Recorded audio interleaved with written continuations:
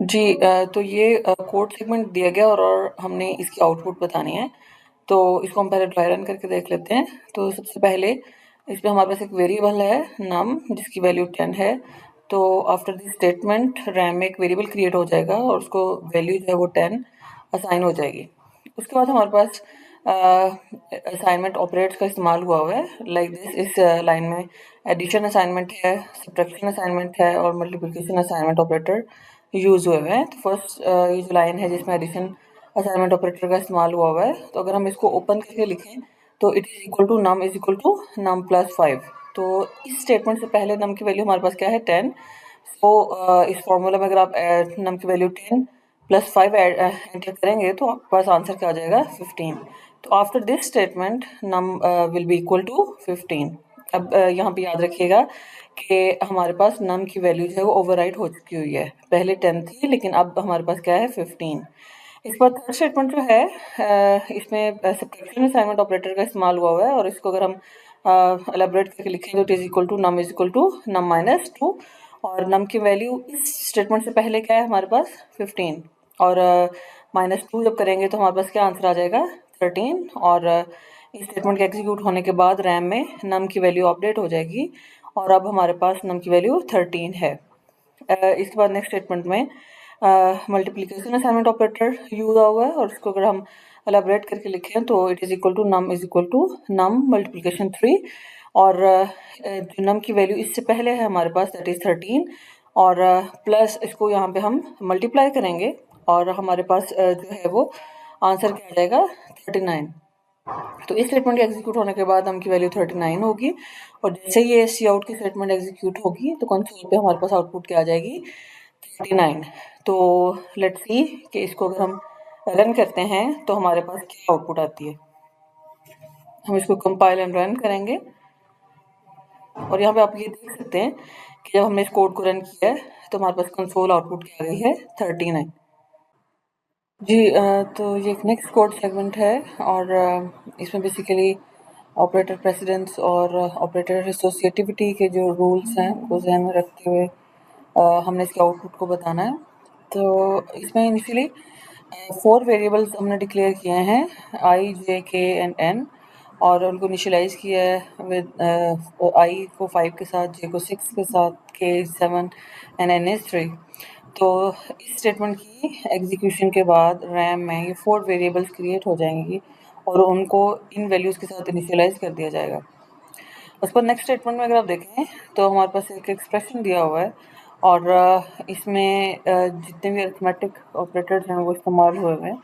तो ये जो अरिथमेटिक ऑपरेटर्स हैं इनके प्रेसिडेंस के हवाले से मैंने पढ़ा था कि जो मल्टीप्लिकेशन है या डिवीजन है या मॉडुलस है उसकी प्रेसिडेंस एडिशन और सब्ट्रैक्शन से ज़्यादा है। तो ये कैसे सॉल्व होंगे कि अगर हम इनकी वैल्यूज यहाँ पे पुट कर लें तो एक्सप्रेशन हमारा आई प्लस के स्टार के माइनस के मॉड एन है।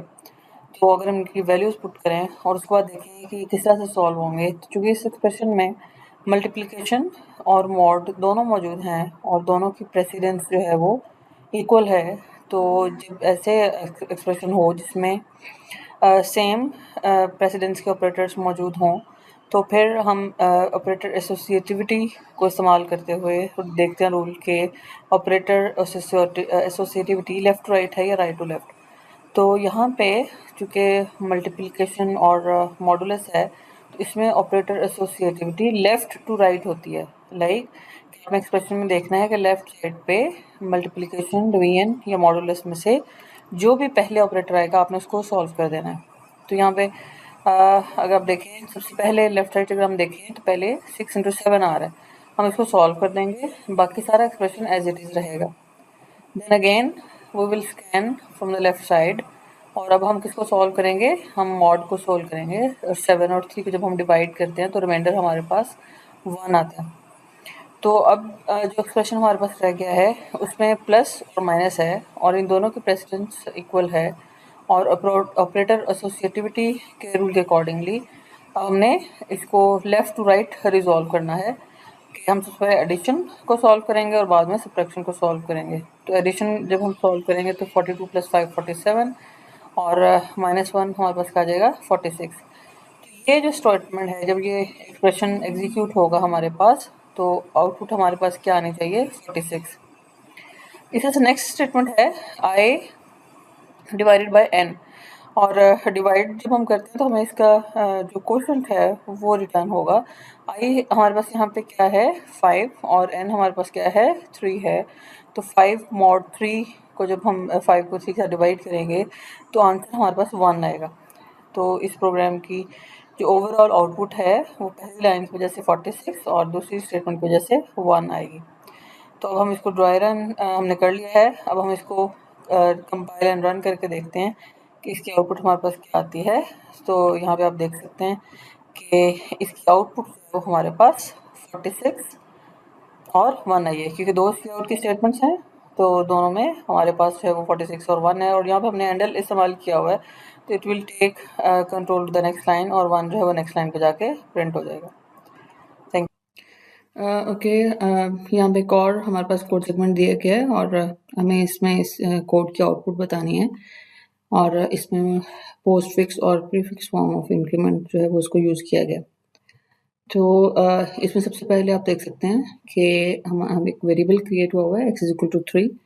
तो रैम में अगेंस्ट दिस स्टेटमेंट एक वेरिएबल x जो है वो क्रिएट हो जाएगा, और उसको इनिशियलाइज कर दिया जाएगा विद द वैल्यू 3। उसके बाद नेक्स्ट स्टेटमेंट में सी आउट एक्स है, तो रैम में चूंकि जो एक्स की वैल्यू 3 है तो कंसोल पे हमें 3 जो है वो डिस्प्ले हो जाएगा। थर्ड स्टेटमेंट में भी सी आउट एक्स प्लस प्लस है, तो ये हमारे पास एक्स को हमने इंक्रीमेंट किया है by using post fix form, और इसमें हमें पता है कि सबसे पहले जो है ये एक्स अपनी वैल्यू देगा और उसके बाद उसको इंक्रीमेंट करेगा। तो सी आउट एक्स पहले एग्जीक्यूट होगा, और चूंकि एक्स की वैल्यू फिलहाल हमारे पास क्या थी? 3 है, तो कंसोल पे हमें 3 नज़र आएगा, और साथ ही उसको इंक्रीमेंट कर देगा। तो रैम में प्रीवियसली एक्स जो है उसकी वैल्यू 3 है, तो एक्स की इंक्रीमेंट के बाद 3 प्लस 1 और वैल्यू 4 हो जाएगी। फोर्थ स्टेटमेंट में सी आउट प्लस प्लस एक्स है, इसमें भी एक्स को इंक्रीमेंट किया गया है बाय यूजिंग प्रीफिक्स फॉर्म, और प्रीफिक्स में हमने पढ़ा हुआ है कि सबसे पहले ये इंक्रीमेंट करेगा एक्स को और उसके बाद उसको डिस्प्ले करेगा। तो इस स्टेटमेंट से पहले हमारे पास रैम में एक्स की वैल्यू क्या है? 4। तो वो इसको जब इंक्रीमेंट करेगा तो एक्स की वैल्यू हमारे पास क्या हो जाएगी? 5, और सी आउट की वजह से कंसोल पे का डिस्प्ले हो जाएगा 5। तो इस प्रोग्राम में 3 सी आउट की स्टेटमेंट्स हैं, तो ओवरऑल जो कंसोल पे आउटपुट हमें नजर आएगी दैट वुड बी 3 3 5। ये पहला 3 जो है ये पहली स्टेटमेंट की वजह से है, दूसरा 3 दूसरी स्टेटमेंट में सी आउट की वजह से है, और 5 जो है ये थर्ड स्टेटमेंट में सी आउट एक्स जो है वो हमने किया हुआ है। और क्योंकि ये यहाँ पे हमने कहीं भी कोई एस्केप सीक्वेंस या एंडल का इस्तेमाल नहीं किया, इस वजह से हमें जो आउटपुट है वो तीनों हॉरिजॉन्टल फॉर्म में नजर आएंगी। अब इसको हम एग्जीक्यूट करके देख लेते हैं। So here you can see कि हमारे पास जो इस प्रोग्राम को रन करने के बाद आउटपुट ही है दैट इज 335। जी, इस कोड सेगमेंट में भी हमने आउटपुट बतानी है, और इसमें भी पोस्ट फिक्स और प्रीफिक्स फॉर्म ऑफ इंक्रीमेंट का इस्तेमाल किया गया है। फर्स्ट स्टेटमेंट के अकॉर्डिंगली हमारे पास एक वेरिएबल है आई जिसकी वैल्यू 3 है, तो रैम में एक वेरिएबल आई क्रिएट हो जाएगा और उसको वैल्यू 3 असाइन हो जाएगी। इन नेक्स्ट स्टेटमेंट एक और वेरिएबल जे डिक्लेयर किया गया है, और उसको इनिशियलाइज किया गया है with the value of I plus plus. तो इसमें आई प्लस प्लस हमें पता है post fix form of increment है, और इसमें सबसे पहले आई जो है वो अपनी वैल्यू जे को देगा और उसके बाद वो इंक्रीमेंट करेगा। तो हमारे पास जे की वैल्यू क्या हो जाएगी? 3, और उसके बाद आई की वैल्यू चूंकि 3 है तो वो इंक्रीमेंट होने के बाद क्या हो जाएगी? 4। तो अब यहाँ पे सेकंड स्टेटमेंट में हमारे पास आई की वैल्यू चेंज हो चुकी हुई है, पहले 3 थी, अब हमारे पास 4 है। और नेक्स्ट जो इंट के है, तो थर्ड स्टेटमेंट में हमने एक और वेरिएबल डिक्लेयर किया है के, और उसको इनिशियलाइज किया है विद प्लस प्लस आई, और प्लस प्लस आई जो है वो प्रीफिक्स फॉर्म ऑफ इंक्रीमेंट है। तो सबसे पहले ये इसको इंक्रीमेंट करेगा, तो आई की वैल्यू हमारी इससे पहले क्या थी? 4, अब क्या हो जाएगी? 5, और के इज इक्वल टू आई, और इसको क्या वैल्यू मिल जाएगी? के विल बी इक्वल टू 5। अब जब हम इसको प्रिंट करवाएंगे तो ये स्लैश एन एस्केप सीक्वेंस का इस्तेमाल हुआ है फॉर न्यू लाइन। और यानी कि कंसोल पे आपको जो फर्स्ट लाइन है वो ब्लैंक नज़र आएगी और उस नेक्स्ट लाइन पे आई, जे और के कंसेक्टिवली इनकी वैल्यूज़ डिस्प्ले हो जाएंगी। ये वैल्यू जो है वो हमारी अपडेट हो चुकी हुई है, तो आई की वैल्यू हमारे पास क्या है, जो लास्ट अपडेटेड वैल्यू है आई की वो हमारे पास 5 है। जे की वैल्यू जो है वो हमारे पास 3 है और के की वैल्यू हमारे पास 5 है। तो आपको 5 3 5 जो आउटपुट है कंसोल पे वो नज़र आ जाएगी। अब इसको हम एग्जीक्यूट करके देख लेते हैं। तो यहाँ पे आप देख सकते हैं कि स्लैश एन की वजह से जो फर्स्ट लाइन है वो हमें ब्लैंक नज़र आ रही है, जबकि उसके बाद हमारे पास 535 जो आई, जे और के की आउटपुट है वो डिस्प्ले हो रही है। ओके, आइए अब इस कोड की आउटपुट को समझने की कोशिश करते हैं। सबसे पहले हमारे पास int number is equal to 6 और इस स्टेटमेंट में हमने एक वेरिएबल नंबर जो है उसको डिक्लेयर भी किया हुआ है और उसको इनिशियलाइज भी किया हुआ है। तो रैम में एक वेरिएबल क्रिएट हो जाएगा जिसका जो नेम है वो नंबर होगा और उसकी वैल्यू क्या हो जाएगी 6। नेक्स्ट स्टेटमेंट में हमने एक और वेरिएबल डिक्लेयर भी किया है और इनिशियलाइज भी किया है, एक्स है और एक्स को हमने 0 के साथ इनिशियलाइज किया है, तो रैम में एक और वेरिएबल क्रिएट हो जाएगा x with value 0। Next statement में हमने जो एक्स है उसकी वैल्यू को अपडेट किया है और x is equal to number minus minus, और यहाँ पे हमें पता है कि ये post fix form of decrement है, तो नंबर की जो भी वैल्यू होगी वो डिक्रीज होगी बाय 1। लेकिन क्योंकि ये पोस्ट फिक्स है तो पहले नंबर अपनी वैल्यू एक्स को असाइन करेगा, तो नंबर की फिलहाल वैल्यू क्या है 6 और एक्स की वैल्यू हमारे पास अपडेट हो गई, क्या हो जाएगी 6। उसके बाद नंबर जो है वो डिक्रीमेंट होगा और नंबर की वैल्यू 6 है तो -1 5 और कंसोल पे हमें आउटपुट क्या नज़र आ जाएगी 6 और स्लैश एन की वजह से पहली लाइन ब्लैंक नज़र आएगी और उसके बाद हमारे पास एक्स की वैल्यू 6 जो है वो डिस्प्ले हो जाएगी। अभी हम इसको कंपाइल करके देखते हैं। तो यहाँ पे आप देख सकते हैं कि हमारी फर्स्ट लाइन ब्लैंक है ड्यू टू स्लैश एन और उसके बाद हमारी कंसोल पे एक्स की वैल्यू 6 जो है वो डिस्प्ले हो गई। Okay, here is another example जिसमें हम लोग आउटपुट को समझेंगे। तो सबसे पहले int number is equal to 6 और इसमें भी अगेन रैम एक वेरिएबल क्रिएट हो जाएगा नंबर विद वैल्यू 6 और उसके बाद नेक्स्ट स्टेटमेंट में we have int x is equal to 0 और ये रैम में एक और वेरिएबल एक्स को क्रिएट कर देगा विद द वैल्यू 0 और next statement we have x is equal to minus minus number, तो इसमें हमने एक्स की वैल्यू को अपडेट किया है और किस चीज़ से अपडेट किया है हमने नंबर से और उसको हमने पहले डिक्रीमेंट किया है। तो आपको पता है ये pre fix form of decrement है, तो सबसे पहले ये नंबर की जो भी वैल्यू होगी उसको बाय 1 डिक्रीज करेगा। जैसे कि हमारे पास नंबर की वैल्यू जो है वो 6 है यहाँ पे, तो डिक्रीज होकर वो क्या हो जाएगी 5 और उसके बाद जो है ये 5 असाइन हो जाएगा एक्स को। तो नेक्स्ट जो है हमारे पास सी आउट की स्टेटमेंट है, slash n new line insert करेगी और उसके बाद एक्स की वैल्यू हमारे पास क्या है 5, तो ओवरऑल हमें कंसोल पे आउटपुट जो है वो 5 नज़र आ जाएगी। अब इसको हम रन करके देख लेते हैं। तो यहाँ पे आप देख सकते हैं स्लैश एन की वजह से वी हैव ब्लैंक लाइन और एक्स की वैल्यू जो है वो 5 है, वो कंसोल पे यहाँ पे अपीयर हो जाएगी। ओके, नेक्स्ट एग्जांपल में again we have postfix form of increment. तो इसमें जो फर्स्ट स्टेटमेंट है उसमें फर्स्ट रैम में हमारे पास एक वेरिएबल क्रिएट हो जाएगा नंबर और उसकी वैल्यू 6 होगी और उसके बाद नंबर को हमने इंक्रीज किया बाय 1 नंबर प्लस प्लस की स्टेटमेंट के थ्रू। तो आपको मैंने बताया था कि जब पोस्ट फिक्स या प्रीफिक्स फॉर्म ऑफ इंक्रीमेंट या डिक्रीमेंट अगर सेपरेटली इस्तेमाल हो रही है तो दोनों केसेस में नंबर की वैल्यू जो है वो चेंज हो जाएगी। तो यहाँ पे नंबर की वैल्यू इंक्रीमेंट होने के बाद हमारे पास क्या आ जाएगी 7, प्रीवियसली 6 थी तो उसमें 1 ऐड करके अब करंट वैल्यू हमारे पास क्या हो जाएगी 7। तो नेक्स्ट जब इसको डिस्प्ले करवाएंगे सी आउट स्लैश एन नंबर, तो स्लैश एन से न्यू लाइन आएगी, जबकि कंसोल पे नंबर की वैल्यू जो है वो हमारे पास यहाँ पे अपडेट हो चुकी है 7, तो कंसोल पे 7 अपीयर हो जाएगा। अब इसको हम रन करके देख लेते हैं। यहाँ पे आप देख सकते हैं स्लैश एन की वजह से न्यू लाइन और 7 जो है वो नंबर की करंट वैल्यू थी, तो ये यहाँ पे अपीयर हो जाएगी। Okay, here is another example और इसमें प्रीफिक्स फॉर्म ऑफ इंक्रीमेंट को इस्तेमाल किया गया। तो अगेन फर्स्ट स्टेटमेंट में हमारे पास रैम में एक वेरिएबल क्रिएट हो जाएगा नंबर और उसकी वैल्यू क्या हो जाएगी 6। सेकंड स्टेटमेंट में हमने उसको इंक्रीज किया है बाय 1, तो नंबर की वैल्यू चूंकि 6 है इंक्रीज होने के बाद इसकी वैल्यू क्या आ जाएगी 7।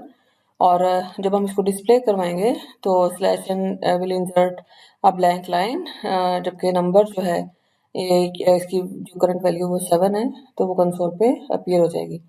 हम इसको रन करके देख लेते हैं। तो है यू कैन सी कि जो पहली हमारे पास ब्लैंक लाइन है और स्लैश एन की वजह से कर्सर जो है वो नेक्स्ट लाइन पे चला जाएगा और यहाँ पे नंबर की जो भी वैल्यू है 7 वो अपीयर हो जाएगी।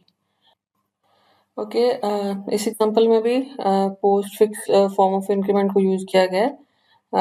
आइए इसके आउटपुट को समझने की कोशिश करते हैं। तो int x is equal to 1, it will create a variable x और इसको इनिशियलाइज कर देगा 1 के साथ। और नेक्स्ट स्टेटमेंट में हमने x को post fix form of increment के साथ इंक्रीज किया हुआ है। तो x की वैल्यू हमारे पास प्रीवियसली 1 है, तो इंक्रीज होने के बाद ये वैल्यू क्या हो जाएगी 2। नेक्स्ट स्टेटमेंट जो है सी आउट एक्स प्लस प्लस है। यहाँ पे post fix form of increment है और यहाँ पे हमारे पास चूंकि एक से ज़्यादा ऑपरेशन परफॉर्म हो रहे हैं, तो सबसे पहले एक्स जो है वो अपनी वैल्यू डिस्प्ले करेगा कंसोल पे। तो एक्स की वैल्यू फिलहाल इस स्टेटमेंट से पहले क्या है 2, तो कंसोल पे हमें क्या नजर आएगा 2, जबकि रैम में हमारे पास एक्स की वैल्यू इंक्रीमेंट हो जाएगी और 2 से हमारे पास वैल्यू चेंज होकर 3 आ जाएगा। तो ओवरऑल कंसोल पे जो आपको आउटपुट है वो 2 नजर आएगी, लेकिन रैम में एक्स की वैल्यू जो है वो इंक्रीमेंट हो चुकी होगी। इसको हम रन करके देख लेते हैं। तो यहाँ आप देख सकते हैं कि हमारे पास जो है वो जो एक्स की वैल्यू है 2 वो यहाँ पे अपीयर हो रही है। ओके, इस नेक्स्ट एग्जांपल में भी पोस्ट फिक्स और प्रीफिक्स फॉर्म ऑफ इंक्रीमेंट को समझने की कोशिश करते हैं। तो int i is equal to 5, इस स्टेटमेंट के बाद जो है वो रैम में एक वेरिएबल आई क्रिएट हो जाएगा और उसको वैल्यू 5 मिल जाएगी। Next statement cout i है, तो आई की वैल्यू रैम में क्या है 5, तो कंसोल पे हमें क्या नजर आ जाएगा 5। नेक्स्ट स्टेटमेंट में सी आउट आई प्लस प्लस और एंडल है। तो इसमें हमें सबसे पहले चूंकि सी आउट आई में पोस्ट फिक्स इंक्रीमेंट है, तो सबसे पहले हमें आई की वैल्यू जो प्रीवियस स्टेटमेंट में है करंट वैल्यू वो मिलेगी। तो आई की वैल्यू पिछली स्टेटमेंट में क्या है 5, तो कंसोल पे आपके सामने क्या अपीयर हो जाएगा 5 और उस पर रैम में वो इसको इंक्रीज कर देगा बाय 1, तो आई की वैल्यू 6 हो जाएगी। कंसोल पे हमें 5 नजर आ रहा होगा, लेकिन उसके बाद बैकएंड पे रैम में आई की वैल्यू चेंज हो चुकी होगी। नेक्स्ट स्टेटमेंट में प्रीफिक्स फॉर्म ऑफ इंक्रीमेंट है, तो अगेन ये पहले इसको जो भी करंट वैल्यू ऑफ आई है उसको इंक्रीमेंट करेगा। तो आई की वैल्यू हमारे पास पिछले स्टेटमेंट में क्या चेंज हुई थी 6, इसको इंक्रीज करने के बाद अब वैल्यू क्या हो जाएगी 7। तो कंसोल पे हमें क्या नजर आएगा 7।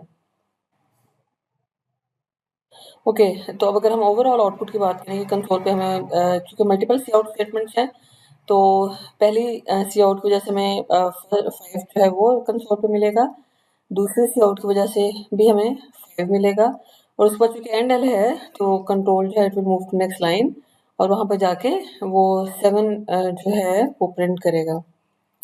आइए इसको एग्जीक्यूट करके देख लेते हैं। यहाँ आप देख सकते हैं कि ये जो है हमारे पास 55, ये आई की वैल्यू 5 थी यहाँ पे, और उसके बाद आई की वैल्यू जो है अगेन जब सेकंड स्टेटमेंट है वहाँ पे भी आई की वैल्यू 5 है। उसके बाद 2 दफ़ा इंक्रीज होने के बाद आई की वैल्यू चेंज हो चुकी हुई है और हमारे पास 7 आ जाएगा। यहाँ पे एक और चीज़ की एंडल की वजह से 55 के बाद नेक्स्ट आउटपुट जो है वो नेक्स्ट लाइन पे जाएगी और 7 प्रिंट करने के बाद अगेन एक ब्लैंक लाइन जो है वो यहाँ पे अपीयर होगी। Thank you.